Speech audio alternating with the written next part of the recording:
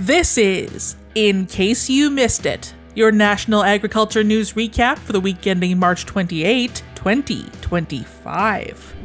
Prime Minister Mark Carney announced he'd cancel a controversial hike of the capital gains inclusion rate. He made that announcement on Saturday, March 22nd. Sunday, he announced there'd be a federal election on April 28. The hike had drawn strong criticism from farmers and agricultural groups. They said the change would cost farmers hundreds of thousands of dollars when selling land and would add uncertainty to retirement plans.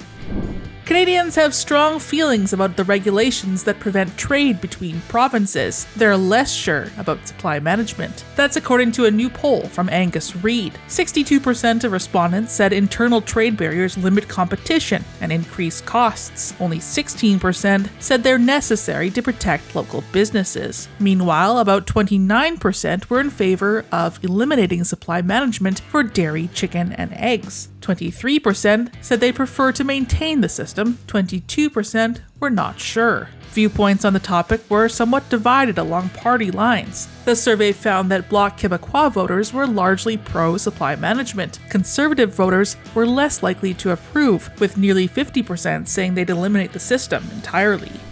An American national pork group is lobbying the Canadian government to exempt American pork from tariffs. On its website, the National Pork Producers Council said it had told the government that tit-for-tat tariffs would disrupt a highly integrated supply chain between the two countries. U.S. President Donald Trump has threatened to apply blanket 25% tariffs on imports from Canada and various other duties. Canada has retaliated with tariffs on billions of dollars worth of goods from the U.S., including some meats, but no broad tariffs have yet been enacted on American pork.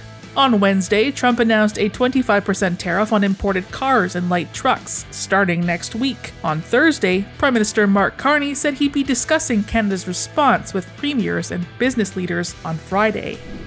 In case you missed these and other stories, visit the Glacier Farm Media Network, news that matters to farmers across Canada.